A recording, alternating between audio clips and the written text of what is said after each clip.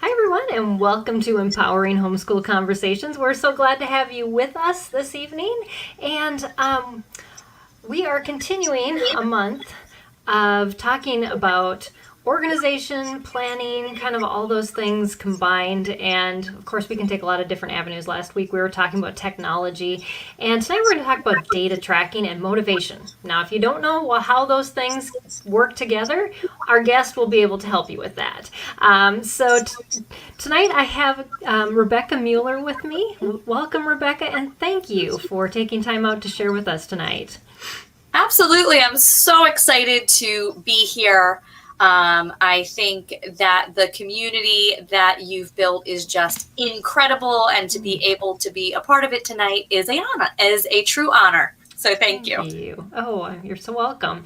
And I want to thank our viewers. We've got quite a few popping on right now. If you know somebody who would benefit from knowing about motivating their students, maybe they're complaining and saying, oh, I just don't know if we're going to make it through the end of the school year. You definitely need to hear what Rebecca has to say. So definitely share this link of either the YouTube video you're watching or the Facebook video live with a group or a person. Tag them, and as we continue on, just know that you can be part of this conversation. That's why we do this live. And just put your comments, your questions in the feed, and we will get to those as part of our conversation. So that's why we call this a conversation. We're all going to talk together about this topic. And again, it's about data tracking and moving from information to motivation.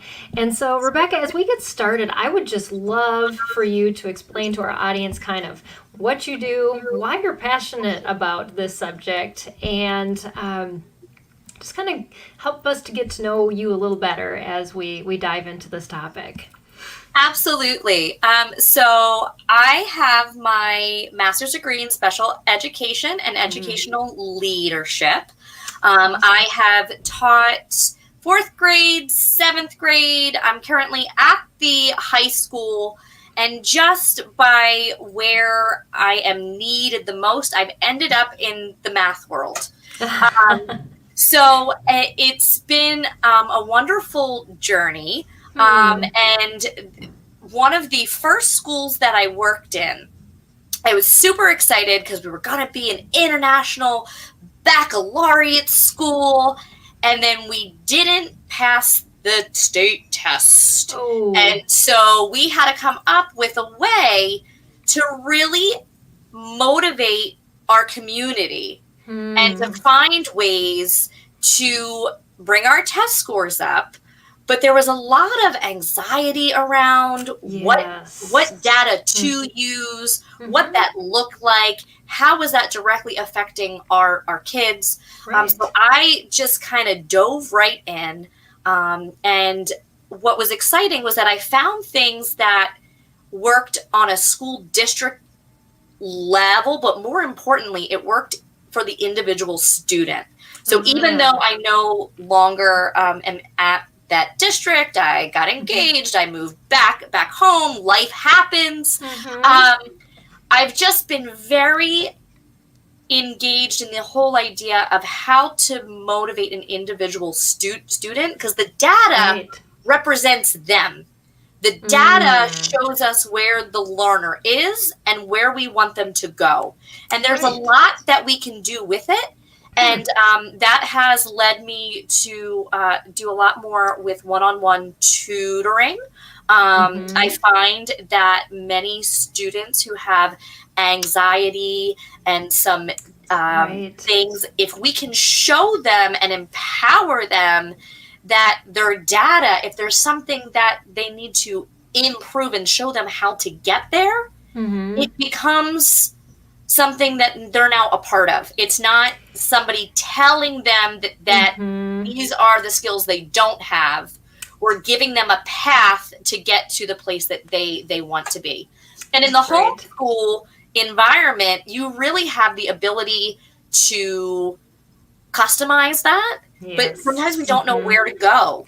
Yeah, exactly. Sometimes we can just get overwhelmed with, this and this and this, and how do where what do I do use first? What do, what do we emphasize? What do we work on slowly? And it's kind of a mishmash, especially for parents who are coming in new to this. They have, like you said, a lot of anxiety, as much as their student, if not more, because you feel like you're going to fail them. Yet you want to be able to utilize what you're given the best to your ability, and sometimes you just don't even know where to start. So I'm glad that you're here, and you're going to give us some pointers on how to do that. Absolutely. And, a lot of that anxiety comes from our own educational experiences. When the teacher posted everybody's scores and you had to go like this to find where you were, that was a practice that was common. The data was just out there, and it was competition and didn't really engage the individual. And I think that a lot of parents choose to homeschool because they don't want their child to just be a number and a data set. And I think when we hear data, we think of the standardized assessments. We think of average, below, and what that looks like on some scale. And I hope that tonight I'm going to try to show you that data is not just test scores. Data is not just this, you either know it or you don't. It's the road, it's the information that helps us to build the road to get us to where we need to go.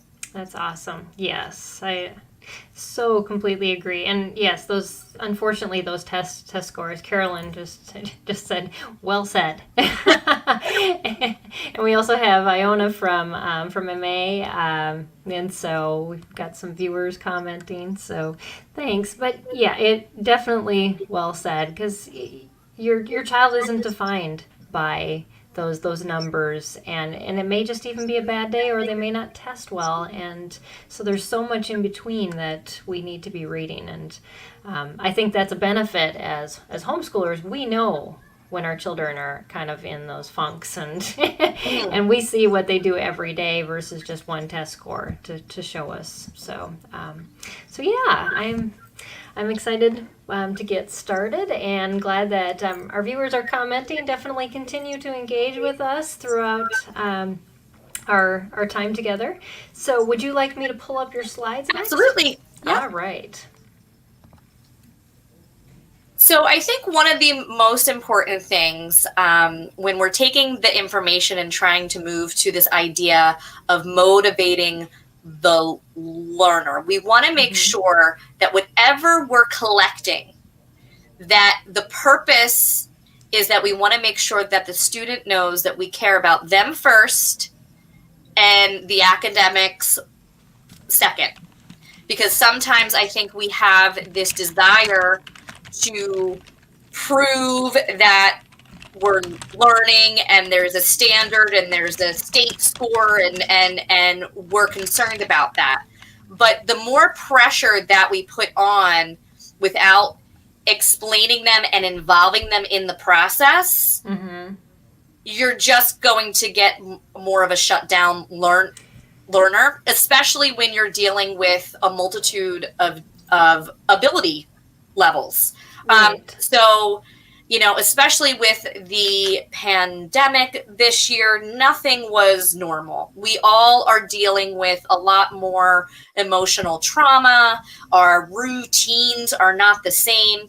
And that's kind of how I came about to start my advocacy network to truly help parents and families and communities figure out how to accommodate, to navigate, and ultimately be the person to help their child excel.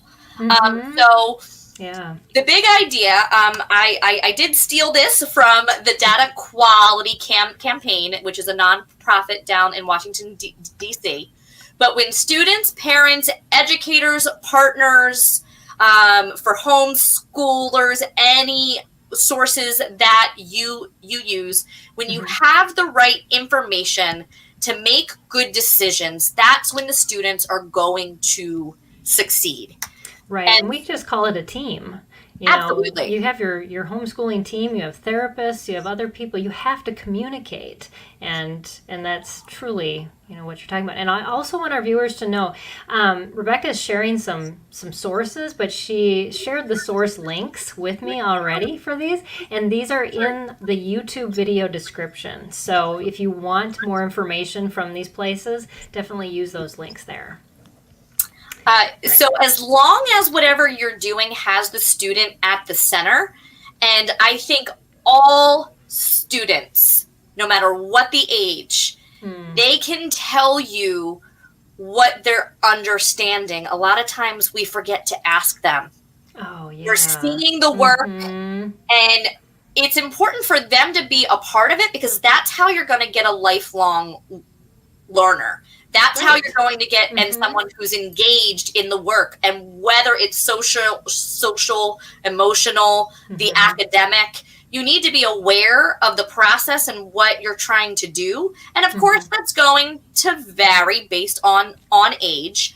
But you know, the parents need to know what type of data to collect, and that's what I'm going to talk about tonight.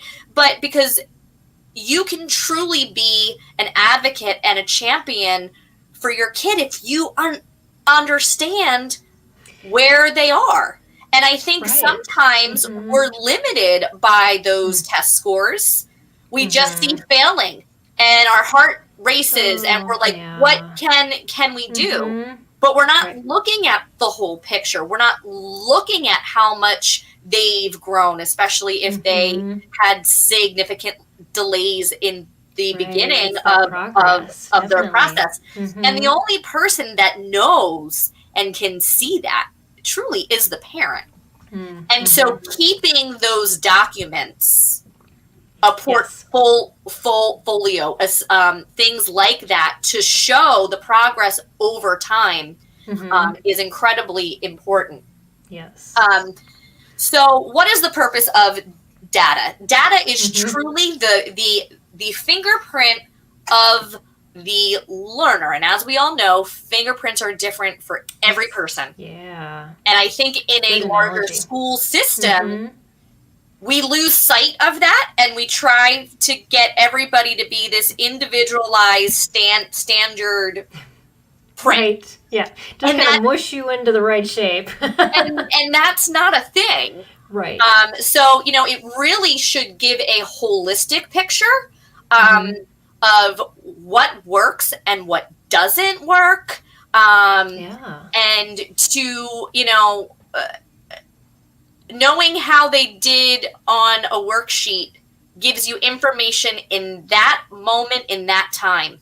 Yeah. It does not give you the overall picture of their cognitive process, how they think about things. And that's another thing. So much of data, we're looking to these ed tech companies where, especially, I'm thinking math because that's the world that I live in. By doing the worksheets again and again, if you're not having a conversation to explain what strategies you're doing or how you thought about that, because mistakes are great.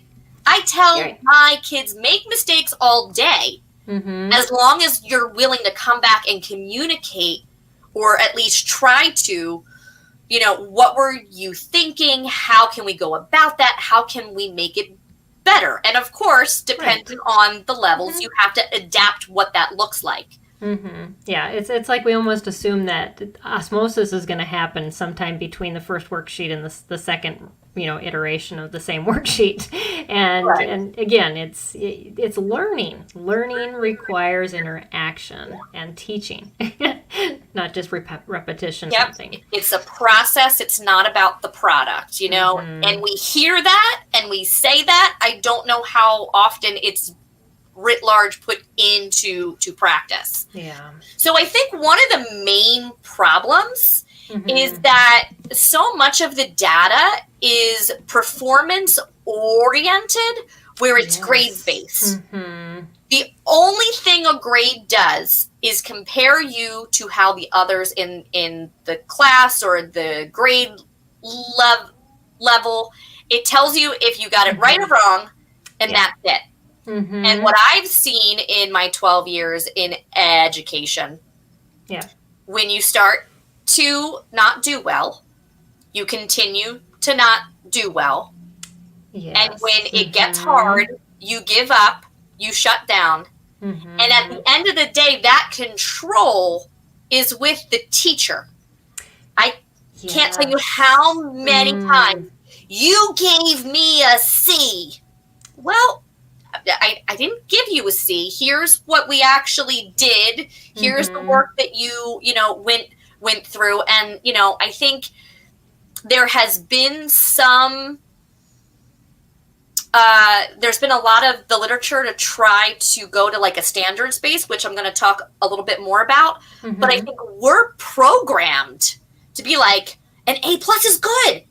And what did I get? That's what we grew up with. Yeah, it's, And it's really hard to change that. Mm-hmm. And I think that parents sometimes, when it's different, they want to support their children no matter what. Being a parent, you never want to, you want to make sure that they're getting what they need. And if you are used to A's are good, the gold star is good, and you're not seeing that there's more to the story, you don't know the full story. Exactly. So this is why mastery oriented, you can call it standards based, but I'm going a little bit broader here. It's about the competency and the development of the skills. I like to use the words, you're emerging, you're a novice. Exactly. You're, until you get to that mastery. And truly, have you ever mastered a skill? There's always something new. Exactly. That's a good way to put it. Yes. But with the performance-based, it's like, oh, I got an A, I can shut it off, I did well, I'm done. And they forget that you got to keep going. And so I think that with that mastery, you're only comparing the work to yourself. It's helping to build an intrinsic motivation and to give purpose to what you're doing. Yeah. Working with a lot of kids who chose to be homeschooled this past year due to just not being comfortable with the virus and knowing what to do. It was like teaching them that they had control of what we were going to learn and how here are the skills that I'm looking for, but here are your options of how we can do that. Right. They kept saying, but what do you want me to do? Yes. Here's the rubric. This is what we're going to do. Here are some ideas. I'll help you through. But, when it's student driven, I think some of our students are afraid of that. And I think some of the adults are afraid of that because they could go in a direction that might teach us. And that's okay. Exactly. That's okay. So I really like that kind of picture. And it's not just collecting things, but it's what you're doing with it. So if you're going to have a checklist of standards, right? You're going to use your state standards because at least that gives us some sort of guide. And you're going to take those and you're going to show the progress over time.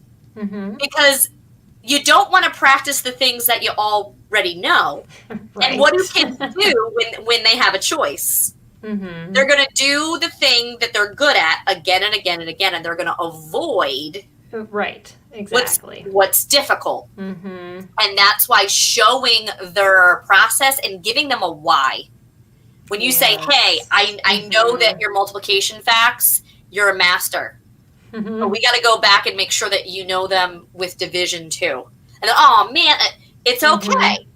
But we're going to come back to that. And to I think there's something too about whether you make it visual, if you put the data on the wall, make it a visual chart. to show them.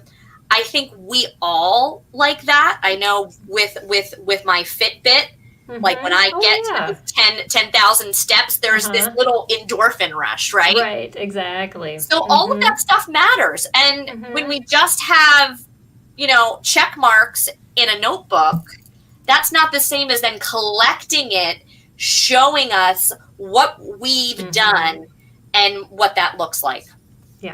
Yeah, exactly. And I love that you talk about, having those conversations and stuff too. My daughter is taking her very first online class, self-paced, and not always, I have to say the class isn't the greatest set up, because sometimes she'll take a quiz and then she said in the next section she actually learned the fact that was in the quiz previous. And so when she comes down and I see the test score because it sends it to my computer, she has a discussion with me about how I never really saw that. And then a week later she'll say, oh yeah, and then that thing that I missed here was here. And so the mastery, but so like that performance thing is almost like secondary in our house, and she knows that. And I think it empowers her to move forward, to take the quiz anyways, and to just realize, it's going to test me on what I know, what I don't know, but maybe it's not going to be that fair, but that's okay. I'll be able to explain it later. And I think having that open conversation as a parent with your child, whatever they're learning, because they may have read the question wrong or a whole bunch of other things, and they may have mastered it, but again, the test might not show what they know. And it is a mindset, right? Like Carol Dweck's book, The Mindset, the fixed mindset versus the growth. That's really what performance and the mastery looks at. That we didn't learn it yet. We're going to get there. Like, I love when a student comes to me for a tutoring session and they're like, well, I don't know this yet. And I'm like, oh, I get to teach you tonight, It's like, if you knew it all, there'd be no reason for you to go to school. Right, exactly. Go into the world. And I think, too, this creates a love of the learning, that they can pick up anything and then learn it. And that's why not just sticking to, I'm going to make a checklist for math. I'm going to make a checklist for, how much water you drank today and getting those life skills in. We're gonna do some things to talk about our emotions and to track that and to reflect and really be reflective in what you do each day. Yeah, that's really what that data is all about, isn't it? It's about reflecting on just progress and progress against yourself. I think that's what I've heard you talking about, is that we're not comparing to this data set of this average, but it's this child. And again, it is that motivation. Oh, I can see myself doing better. So it just makes you want to do more. Yeah, I mean, and that's the goal, there's always going to be situations or a subject that will just be difficult. Right. And that's when you call up your resources and say, help me. Right. And you have an amazing group to, to troubleshoot and to talk things through, because especially when it's your own kid, it's just harder. It just is. Yes, you take it so personally. Yeah. Yep. So this is where I love this model. This is called the Baldrige Model. It was actually created for healthcare systems, and it's used a lot in the social sector. Okay. Certain schools have adapted it in their buildings, and this is the thing that I found and brought to Mount Vernon when our data was really down, and we were worried about funding. And what it does is that it's Plan, Do, Study, Act, so PDSA. And what you're doing is that you're setting goals, you're discussing how to get there. Okay. Mm-hmm. Sometimes that's a pretest. Yes. Sometimes it's a, hey, this is what we're going to learn. Let's look at it together. What do you think you're going to know? What are some things that you've never seen? And what are some things that you're like that just, I want to know more about that. Or sometimes in science, you'll do like the KWL chart. What I know, what I want to know, and then we come back and it's what we learned.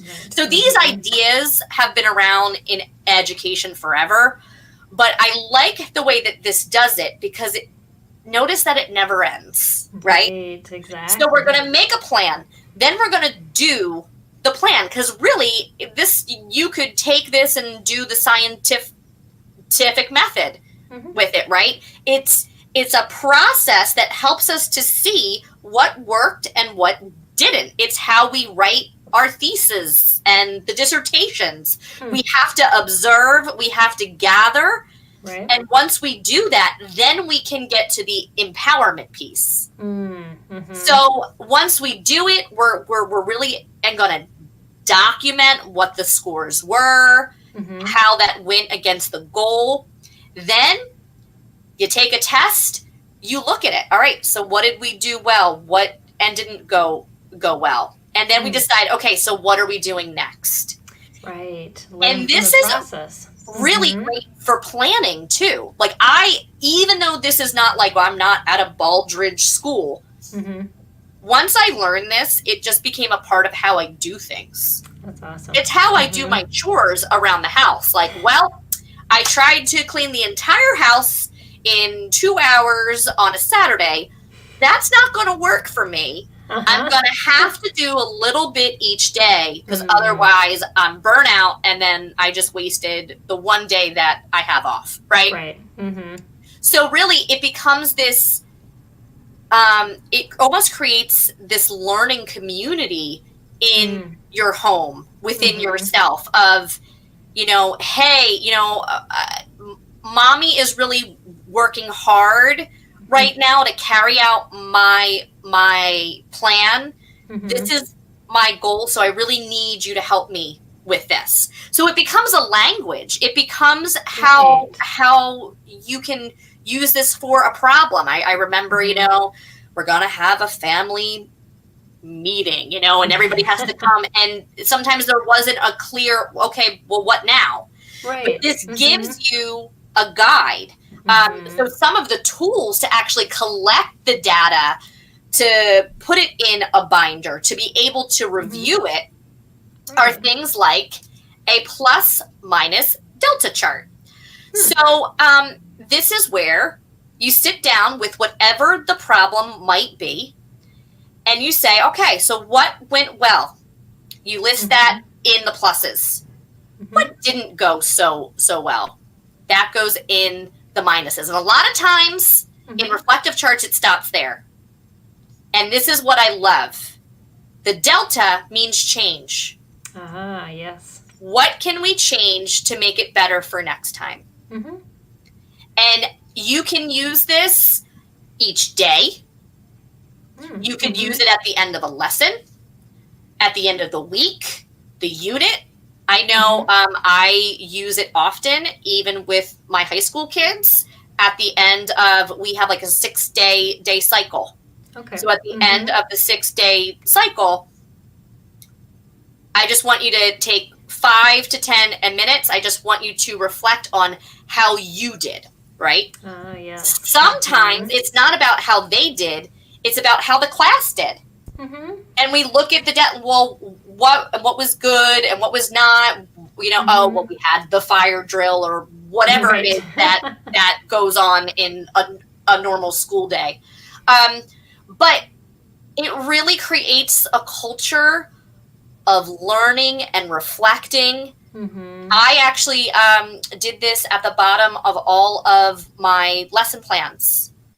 So you make a plan, and as we know, things usually don't go as we imagine. Yes, exactly.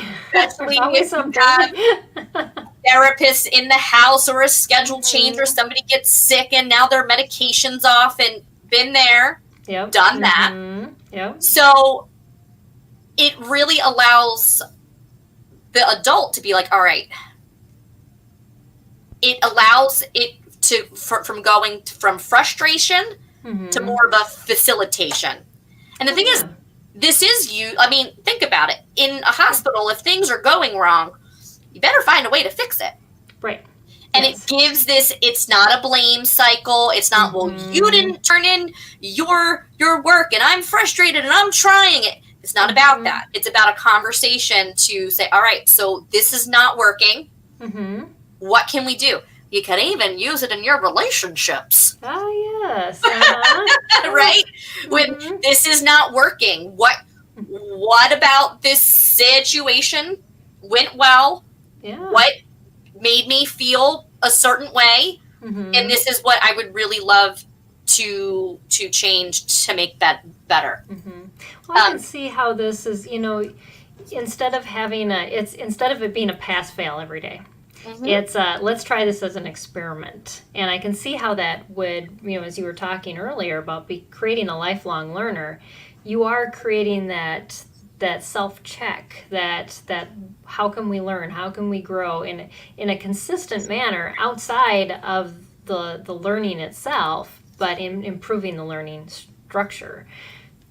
And I will say, it takes some time. Like anything, you have to build it. So there's going to be resistance to anything that's new. Because I remember as a young teacher, I learned a new trick, and you'd bring it in and you're like, I don't want to do that. And you're like, but I'm excited about it. And you take it personally, and you just have to be, whatever you do, it's the hardest thing, but you got to be consistent. Because there's so many bells and whistles and things to improve. This is the one thing, it doesn't take any money.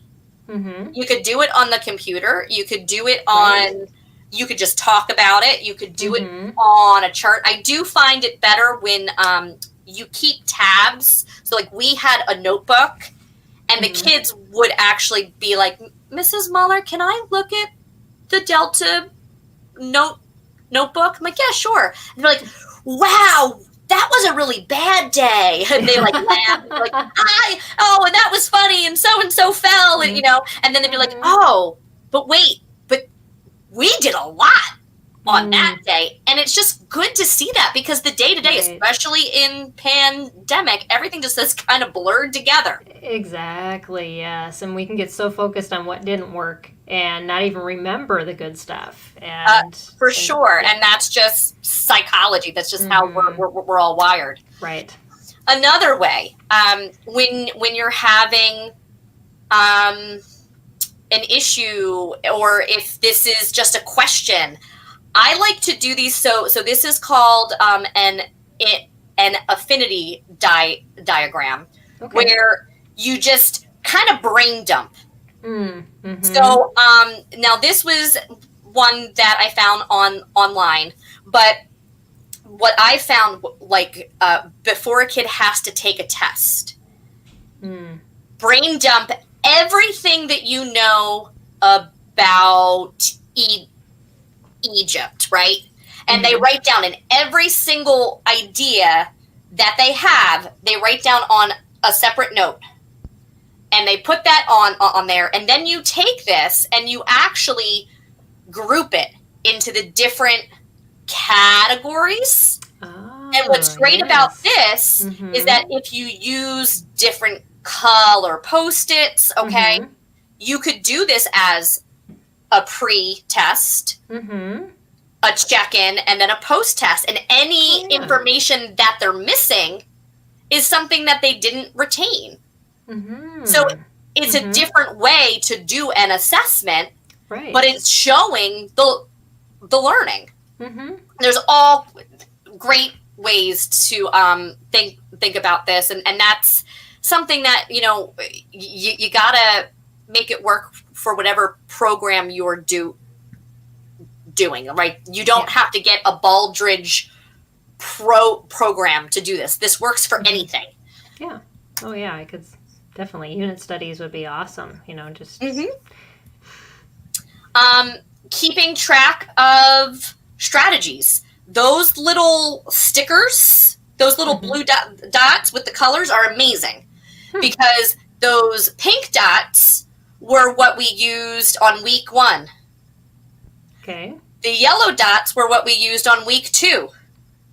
So we can see how we're building skills. Right. And this is data. Yeah. And it's visual, and we can see it, and we can say, you know what, we really, why didn't the counters work for us? If that lesson, if that's not working, or if that's not a strategy, guess what? There's a ton of ways to do math. There's not one way. My saying that I use with all the kids is, I actually live close to the school that I work at. I said, well, some days I want to walk to school. So I get from my house and I walk through the park. But some days it rained and it's muddy. So I'm going to go the long way, and I might go grab a coffee. At the end of the day, or some days I'm lazy and I get in the car because I just want to get there and be done. Right. At the end of the day, the only goal is that I get to work on time. Exactly. It doesn't matter how I get there. I have options. I just want to make sure that you're getting to that place that you need to be. Yeah. And it's this because I think especially in math, we think that we have to do it a certain way, and that's all the hubbub about the Common Core, and that's not how I learned it. People get so upset. It's just a different way. Yeah. And it doesn't mean that they have to, but that's where I think the problem is. We make kids, you have to do it this way for the test. Well, maybe that's not how they think about it. Right, exactly. Yep. And I think that was a learning process. It's consistent. Exactly. Yeah. So true. And then the same thing here is I think it's really important to track emotions and how we feel. That there's things that it's okay to not be confident in the beginning if you don't know it. You shouldn't be, right? Right. We need to accept that, that feeling of vulnerability of not knowing. And I think we all struggled with that in this last year.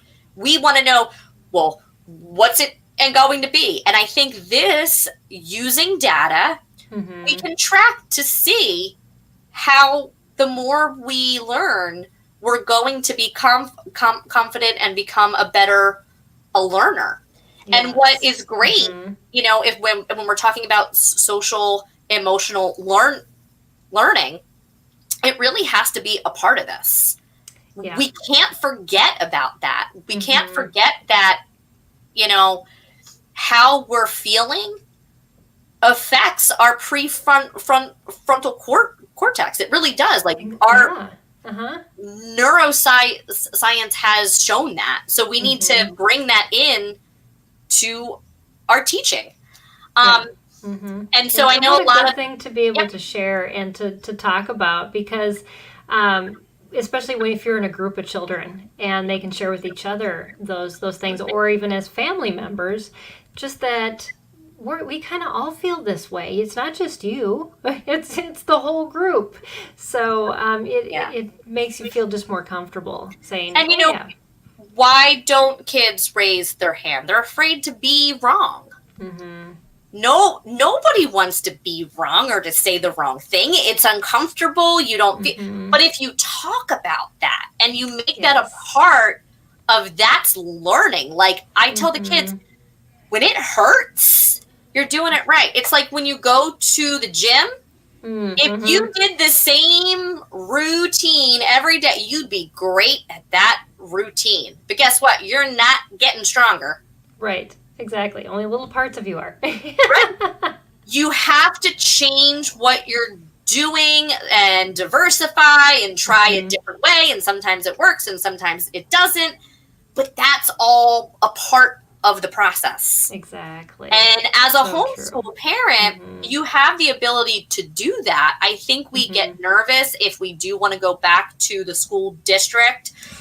What information do I have to have, right? If you have this in a binder, portfolio. Yeah. if you put it, and now you can really, I hope that we're going more towards like a digital portfolio to really see the full child. Because standardized testing, I mean, there has to be a better way. You know, the ed tech world come up with something that we can see actual growth. And I save everything.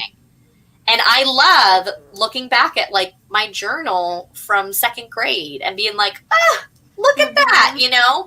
And I think it's important for kids too to look back at their work. Yes. How many times at the end of the year do we put these beautiful portfolios together and they're about to, you know, we're cleaning the classroom and they go, can I throw this out? Oh. I'm like, I'll keep it. No, it's mine. Because we did this together. No, I'm keeping it. And they're like, oh, okay. And, you know, sometimes I'll send it home or, you know, make sure it gets there. But it's important to look back. It is, yeah. We had a guest a couple weeks ago on organizing your classroom for success, and she gave some great tips on how to do that as an unorganized person. So if you're feeling like how do I keep all this stuff? Go back to that podcast or that video and watch that, because she had some really good ideas. So yeah, perfect. So right true. On theme. Look at us go. Yep. So, and once again, this whole cycle, this was meant for healthcare, but the whole idea is that we're constantly taking that feeling like, I don't think this is working for my kid. Yeah. That like hunch, that theory, that idea, and that feeling, and like, okay, but I don't know how to prove that it's not working, or maybe if we just stick with it. This allows you to see, well, if you keep going and it's still not working, you're allowed to change it. It's okay. Just because you purchased that thing. And sometimes it's because we're like, no, I bought this program. We're doing it to fidelity. If it doesn't work, it doesn't work. Exactly. And it stinks, but it's okay. Or maybe it's just a season it's not going to work. You can put it away, bring it back out later. Absolutely. Yes. Or it needs to be supplemented with something else. Exactly. Or it just has to come from another person's mouth, because I know that happens a lot too, that parents are just like, Rebecca, if you could just say the same thing that I just said, he'll listen to you. Right. Why that's true, who knows, but we all know that it's true. Yep.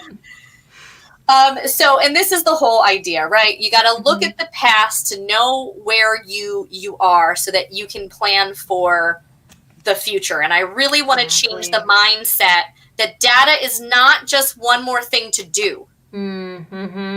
Yes, if you're collecting the right things, then you have the things on your plate to make the decisions, because it's about decision making. And if you're in your home, or you're trying to get back into a district, or you're thinking about leaving a district, or whatever that looks like for you, I will repeat this 1,000 times.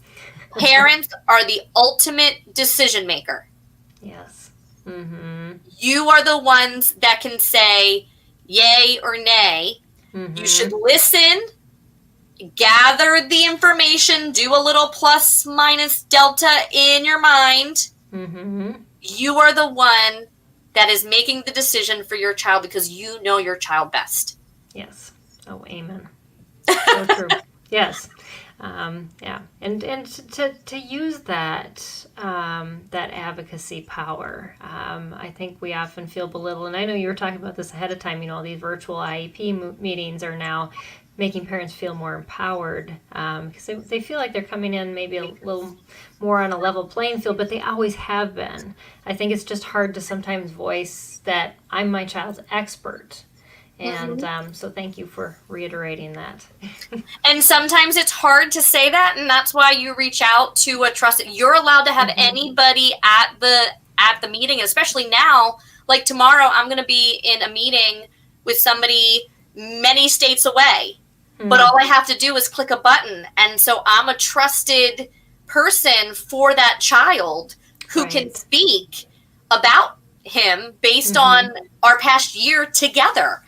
And I don't have to get on a plane to be there, you know? So that's, I think there's a lot of good that can come from this, and to have parents talk to one another and to really share what the experiences were. It's so important to build that community. I love what you're doing here.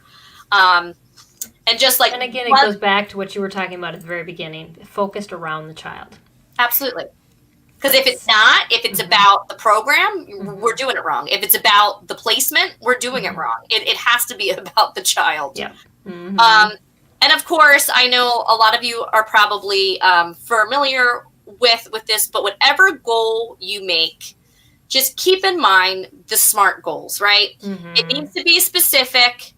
You need to be able to measure it in some way. Right. All right. You want to make sure that it's achievable, which is sometimes hard to know. Yeah. And it's trial and error, and error and error and trial. Yeah. And for it to be realistic for the time, and then also to have some sort of way, like, okay, we're going to try this for 3 months. We're doing this thing for 3 months, whatever that is. And just to always go back that cycle. And also, if you're gathering this, if you need help to write SMART goals, every IEP system out there is pretty much SMART goal based. So if you get the language together on how to make those goals, then now you're also speaking the same language to try to bridge those gaps. Exactly. And on our page on our website at spedhomeschool.com, we have an IEP template, and part of the description on how to fill that template in, we have goal banks that you can just go to, and there's thousands of them already written for you. So getting that language, again, like Rebecca said, it's out there. There's a lot of them. Yeah, I mean, sometimes we feel like we're reinventing the wheel. But really, you're just customizing your own wheel. That's a good way to put it. So, you know what I mean? Like, you're going to paint it the colors that match you, but the wheel's there. Right. It's already there. So, anyway, I guess, you know, just to kind of explain a little bit more about what I do, my company is called Exceptional Children Exceptional Learning. And, you know, I do have parent coaching, helping with some of that digital organization, like you just spoke about, helping just get the curriculum design off the road. That's my favorite thing to do, to sit down, to talk about the kids, to talk about the family, and just help them find what those things are. Awesome. And to kind of get started. I think that's, we're always afraid to start. And I think just having someone with you at the beginning, but my goal is to let you go and fly and just go and experience it.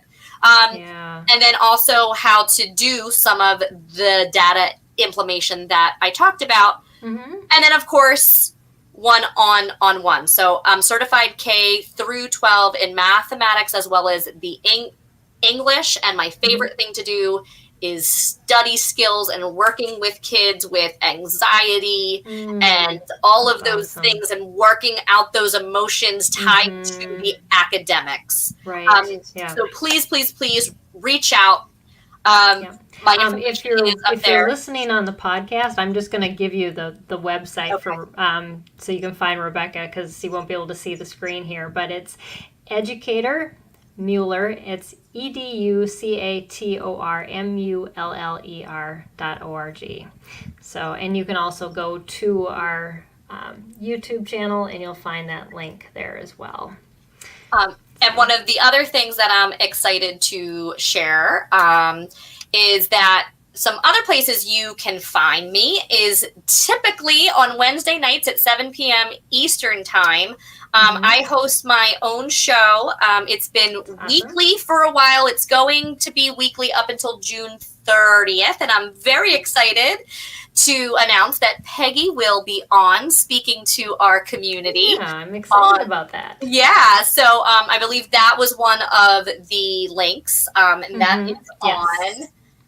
It's May 19th. May 19th, thank you. Yeah. And then the other thing, if you are on Clubhouse on Sundays at 1:30 p.m. Eastern Time, this new little app has been an amazing place for educators to get together to talk about all things special ed, global ed tech. And what I would really love is to see some more parents to really engage in these conversations that we wish we could have and sometimes don't. So if you need an invite, because it's currently invite only, let me know. I do have several. So once again, reach out, educatormuller@gmail.com. All of the shows for ECEL are available on Eventbrite.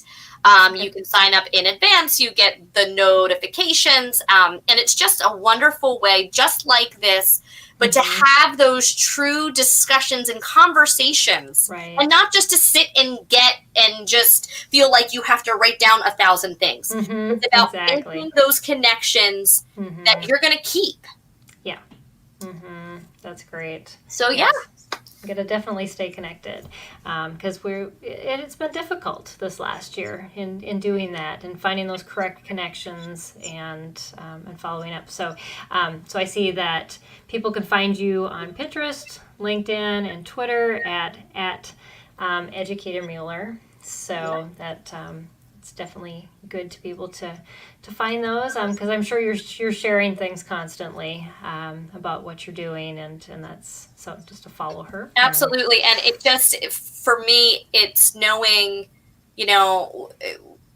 what's the term? We're not in the silos. Like they used to say no teacher is an island, but truly you walk into the doors, you shut your door and those kids are yours. And that natural sharing, not everything can be found online on a download. It could get you close. It's that wheel, right? But sometimes you need somebody to help you make it work for whatever it is that you're trying to do, because it's not just about the academics. It's the emotional. It's the social. The social is going to be difficult for a lot of kids to get back to. Or maybe not. They're probably just so excited to get back to a social. Maybe reining in some of the social.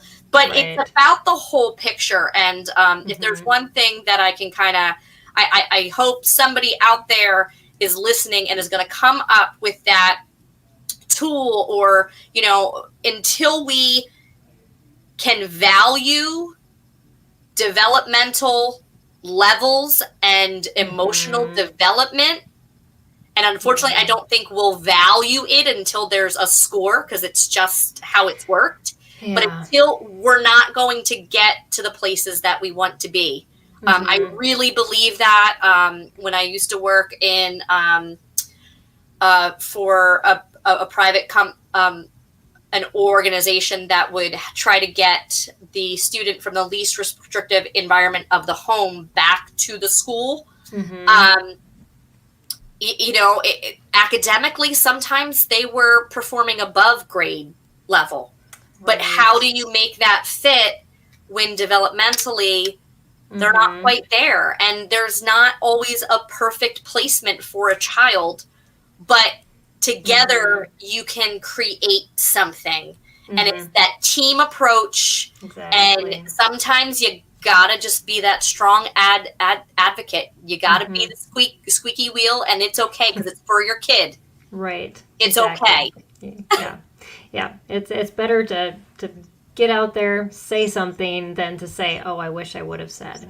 Because you don't want to be letting that cycle through your mind of what could have changed if I just would have spoken up. And if you get that, you go home and you make a plus, minus, Right, delta, exactly. you reflect on it and you think about it, and you change it next time. absolutely. Oh, I love that. Well, this has been so insightful, Rebecca. I just appreciate you taking us out of this linear approach to learning instead of this cyclical, constant, continuous.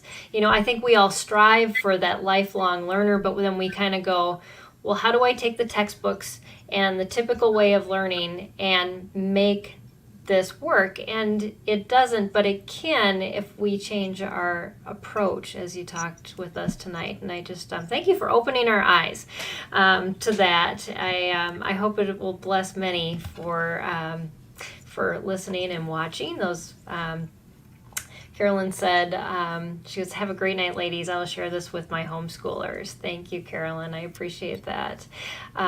So yeah, we've had quite a few viewers, and I just really just thank you for sharing what you've learned. That's what we all do. We learn and we grow, and then we share so others can learn and grow and share. And that's why you created your community, and of course why we've created ours. So thank you so much, Rebecca. I'm looking so forward to being on your show in May. Yay! Yes. And interacting with your audience. We do have an interaction, on here a little bit, but if you haven't heard yet, we just launched the Empowered Homeschool Network, and we're doing live webinars, which, like Rebecca was talking about, where some of the SPED homeschool team, which are educators. I am not. I'm a physicist. I just host this show, and I learn as I'm going. And I say, oh, I wish I would have done that when I homeschooled my kids. But we're all learning together. But this coming Friday, one of our educators at SPED Homeschool will be teaching about how to homeschool your struggling student through high school. And she'll be taking your questions live while that webinar is happening. So definitely check out empoweredhomeschool.org. empoweredhomeschool.org for that. And then next Monday night, another one of our educators, Dawn, she loves being able to tell parents how to change up their curriculum and make it work for their student and customize it. So she's going to be talking all about how to take what you already have and use it for your specific student. And so that's Monday night next week. And so you can find, again, those webinars on empoweredhomeschool.org. And so next week we're going to continue talking about organization, and I have to look at my notes to see what we're talking about because they change every week. We're going to be talking about finding the homeschool planning approach for your family, because there's a lot of them out there and your family's unique. So our guest is going to talk with us just about what might be best for you and what are the pluses and minuses. She said she's been through probably all of them before she figured out what worked for her family. So best person to learn from. Again, back to what Rebecca was talking about. We learn from what we do right and what we do wrong, and we change as we go. So thank you, Rebecca, for sharing. Thank you so much, Peggy. And just blessings on all of your continued work with educators and parents and changing. Making people aware that what we were doing before can change, and it can be for the better. And I'm excited to see that that's happening on lots of different educational fronts. And so we want to encourage that. And so it's because some of our parents are homeschooling for a while, and some of them are in for the long term. But whatever we can change and learn from and grow is going to help us all. So. Absolutely. So everybody, thank you for joining us. Definitely check out also our new reviews and unboxings on our YouTube channel. We just started that. Ooh. And so you want to see some new curriculum, some of our partners, we've got those, and we've got a whole bunch more that are in the queue now. They'll be coming out. And if you want to take part in being part of our review crew, you can watch one of those videos and go down and apply to try out new curriculum and do reviews for us. So that's something new we just started. That exciting. Sounds like a lot of fun. That's one of my favorite things to do. That is awesome. So we're getting our hands on stuff and showing you what's in there, because you can't go to a homeschool conference anymore and actually put your hands on it. And so, there are conferences coming up that you can go to in person. I'll be starting those in May. So I'm hoping I'll be able to see a lot of you while I'm out traveling. this summer. But if you can't, get out and travel, and if health conditions keep you at home, at least there's a way for you to see curriculum now on our YouTube channel. So yeah, very exciting. So, well, thanks again, Rebecca, and thank you all for joining us on Empowering Homeschool Conversations, and we'll see you again next week, right here, same time, same place. So, bye, everyone. Good.